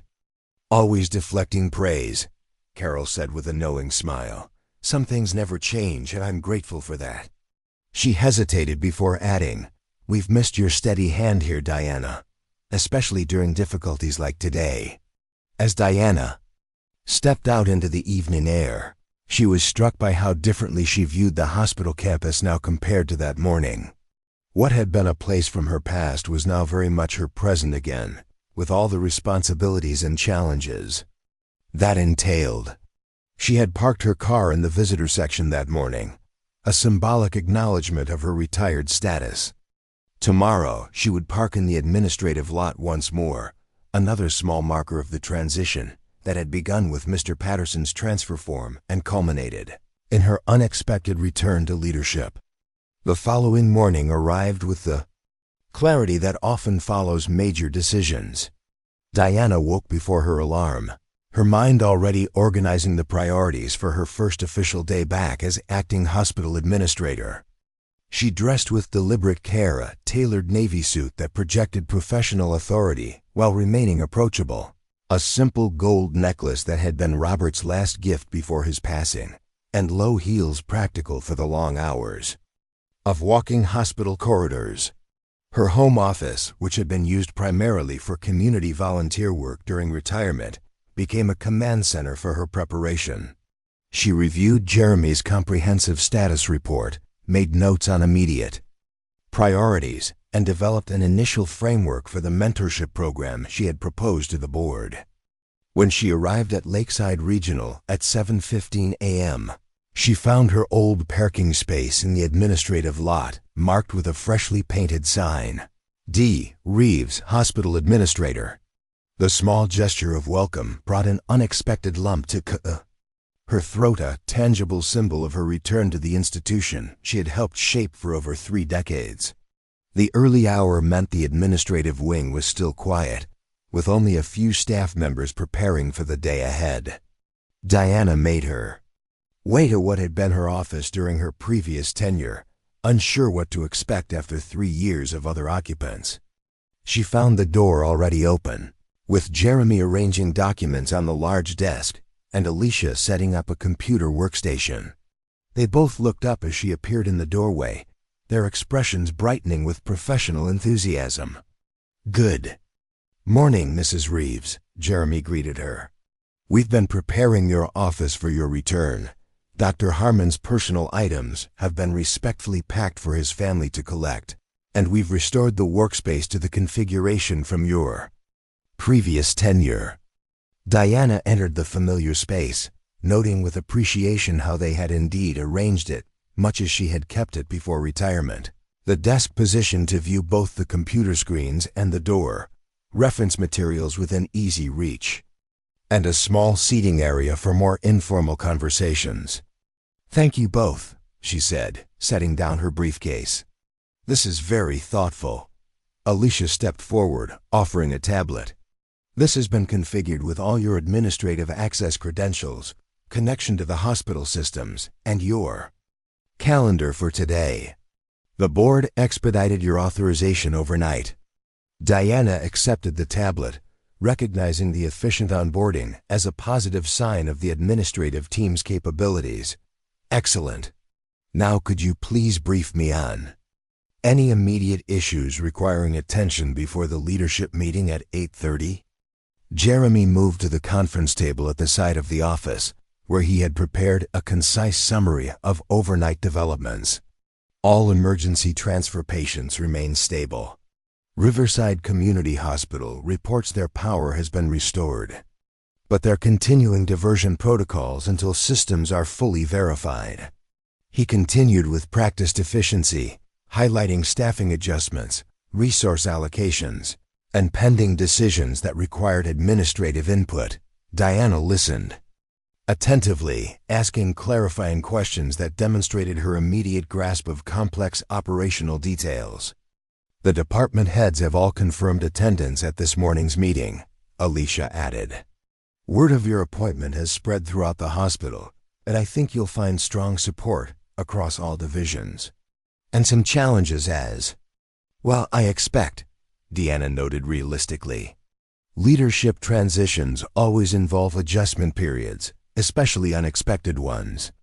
As her new administrative team continued their briefing, Diana was struck by the contrast with the previous day. 24 hours ago, she had been standing in line as a visitor helping a neighbor. Now she was back in the office she had occupied for years, seamlessly resuming the complex responsibilities of hospital administration.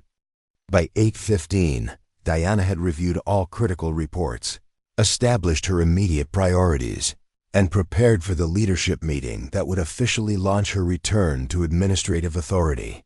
She straightened her suit jacket and made her way to the main conference room, where Lakeside's department heads would be gathering.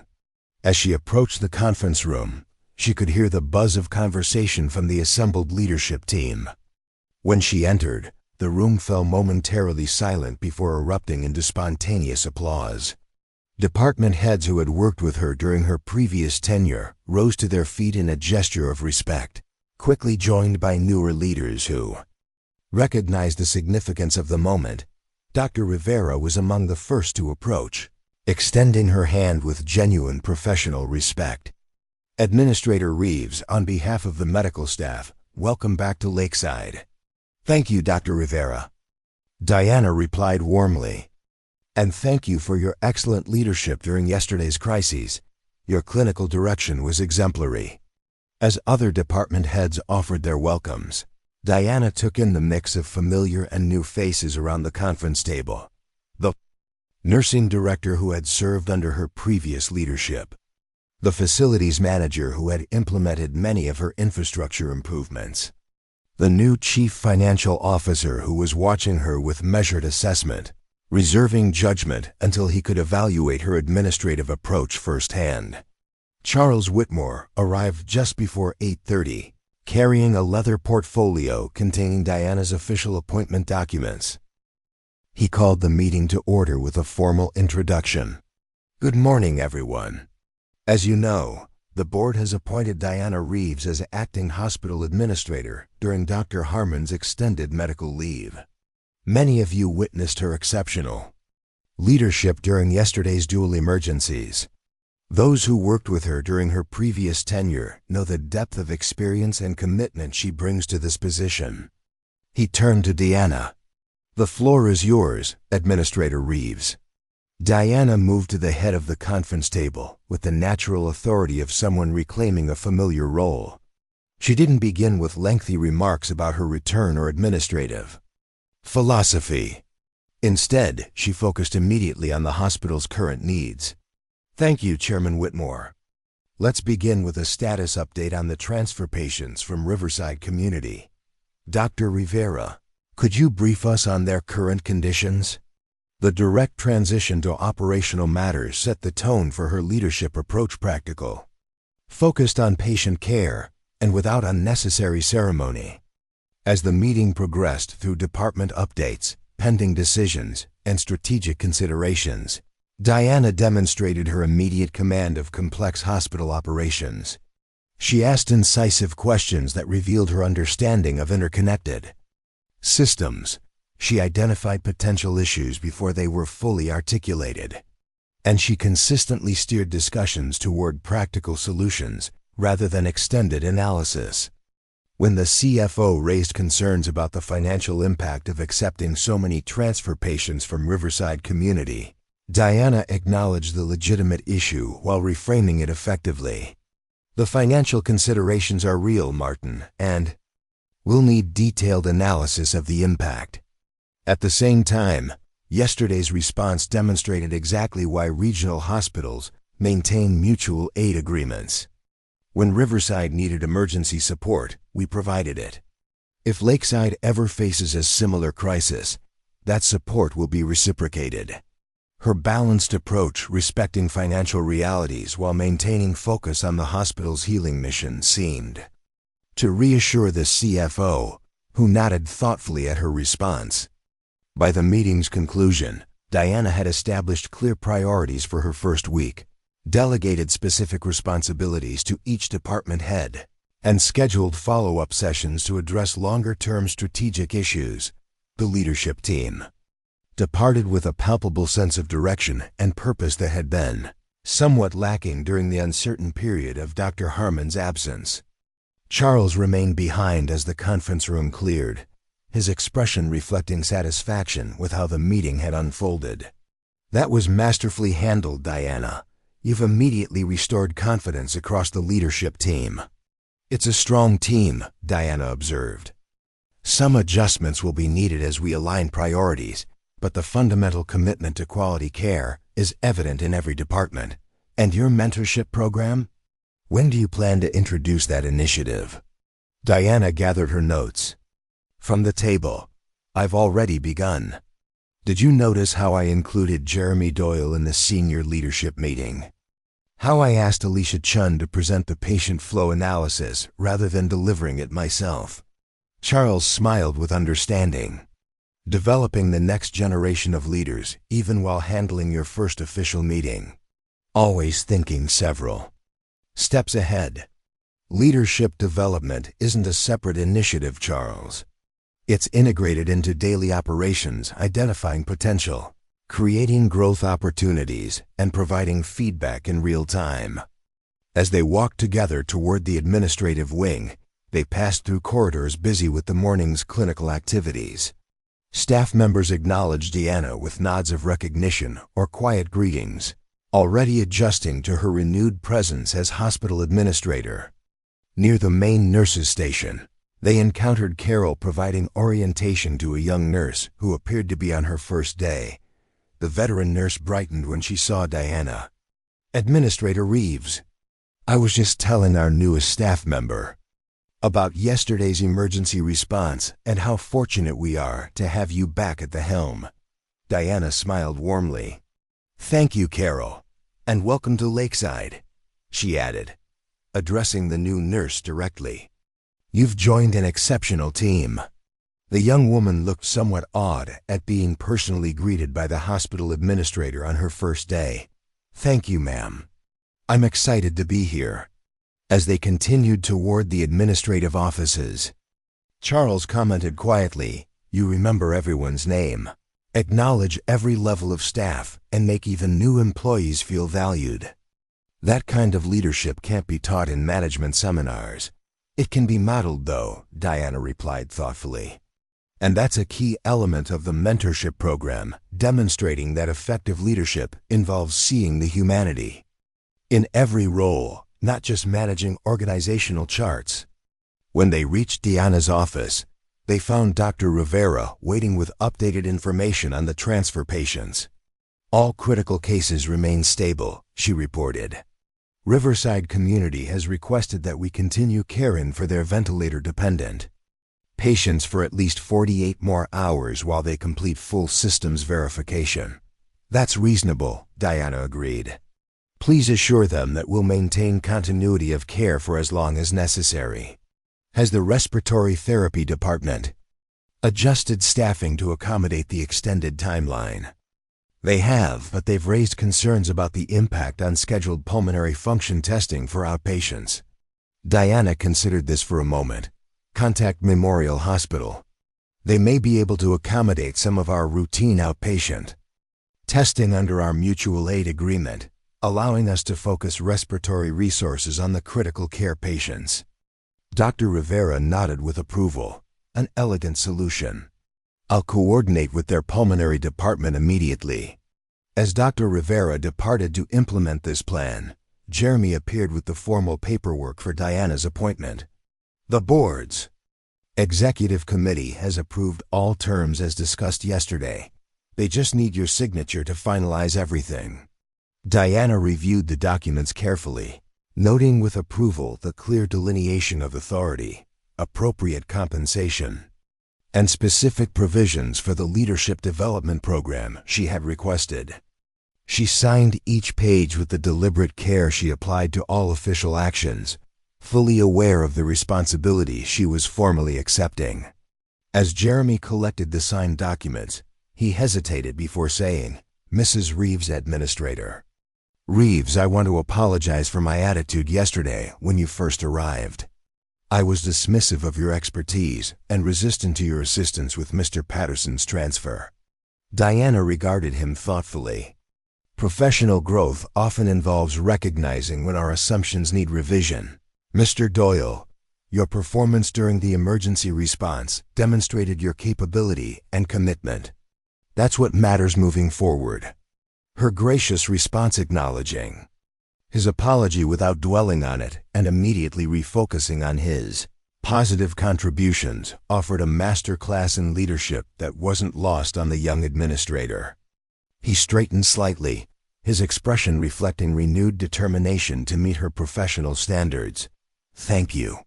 I've prepared the department budget summaries you requested for this afternoon's financial review meeting." "Excellent. Please schedule a briefing session before that meeting so you can walk me through the key variances from projected expenditures."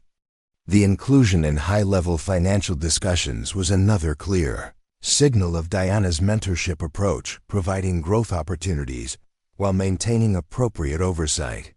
Jeremy nodded with evident appreciation of both the responsibility and the professional development opportunity. As the morning progressed into afternoon, Diana moved through the complex responsibilities of hospital administration with the assured competence that had characterized her previous tenure. She conducted departmental reviews, authorized resource allocations, addressed staff concerns, and began developing longer-term strategic initiatives with the balanced perspective that came from decades of healthcare leadership experience. By late afternoon, she had completed a full circuit of the hospital, visiting each major department and speaking directly with staff at all levels.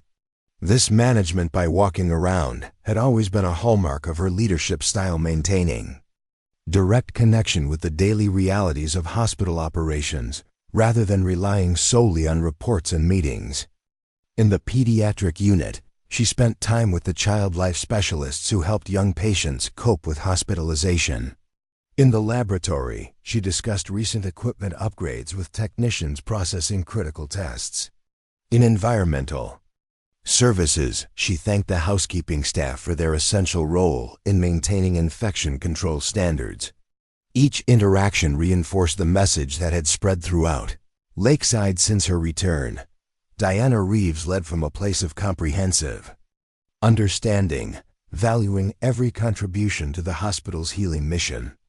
As the day drew to a close, Diana returned to her office to review priority items for the following day and ensure all critical decisions had been properly documented. Charles Whitmore stopped by on his way out, clearly pleased with how her first official day had unfolded. "The board has received overwhelmingly positive feedback about your return," he reported. Dr. Rivera said the medical staff are particularly appreciative of how quickly you've restored clear administrative direction. Diana nodded thoughtfully. "There's still much to do, but we've made a solid start. The mentorship program framework will be ready for your review by next week." Charles studied her for a moment. "You know, when you walked into Lakeside yesterday morning in casual clothes to help a neighbor with paperwork, no one would have guessed you'd be running the hospital by evening. But when the crisis hit and you stepped forward to take charge, everyone remembered what real leadership looks like, with or without a formal title." "Leadership isn't about position or appearance," Diana replied simply. "It's about having the knowledge to see what needs to be done and the courage to do it, regardless of official status." As Charles departed, Diana turned toward the windows, overlooking the hospital campus, now bathed in the golden light of late afternoon. Staff members moved purposefully between buildings, ambulances arrived and departed from the emergency entrance, and visitors streamed in and out of the main lobby, all part of the complex ecosystem of care that she had helped shape over decades, and would continue guiding through this new chapter. Her phone buzzed with a message from the transport coordinator at Pinewood Respiratory Center. Mr. Patterson settled in comfortably, already showing improved oxygen levels with specialized treatment. He asked me to tell you, thank you for making this possible. Diana smiled at the reminder of how her unexpected journey had begun, with a simple desire to help a neighbor navigate a bureaucratic process. That small act of kindness had cascaded into a series of events that returned her to leadership precisely when her expertise was most needed. As she gathered her belongings to head home after her first full day back as hospital administrator, Diana reflected on the lesson that had been demonstrated so powerfully over the past 36 hours. True leadership transcends titles and uniforms. It resides in character, competence, and the willingness to step forward when needed. Sometimes the most powerful statement of leadership isn't announcing your authority. It's simply showing up and taking charge when circumstances demand it. The Lakeside Regional Hospital staff had witnessed this truth in action as the retired administrator they thought they knew had revealed herself to be exactly what she had always been, a leader whose capabilities had never diminished, merely awaited the moment when they would be called upon once more. Diana Reeves walked through the hospital corridors toward the exit, exchanging warm goodnight greetings with staff members ending their shifts. Tomorrow would bring new challenges, new opportunities to mentor emerging leaders, and the continuing responsibility of guiding a vital healthcare institution. But for now, she carried the quiet satisfaction of knowing that she had returned to exactly where she belonged, not because of a title or uniform, but because leadership at its core is about service to others, a calling that never truly ends. Have you ever witnessed someone stepping up to lead during a crisis, regardless of their official position? What makes some people natural leaders even without formal authority? The quiet heroes in our midst don't always wear uniforms or carry titles. Sometimes they're the retired professionals whose wisdom and experience emerge precisely when needed most, reminding us all what true leadership looks like. Up next, you've got two more standout stories right on your screen. If this one hit the mark, you won't want to pass these up. Just click and check them out. And don't forget to subscribe and turn on the notification bell so you don't miss any upload from us.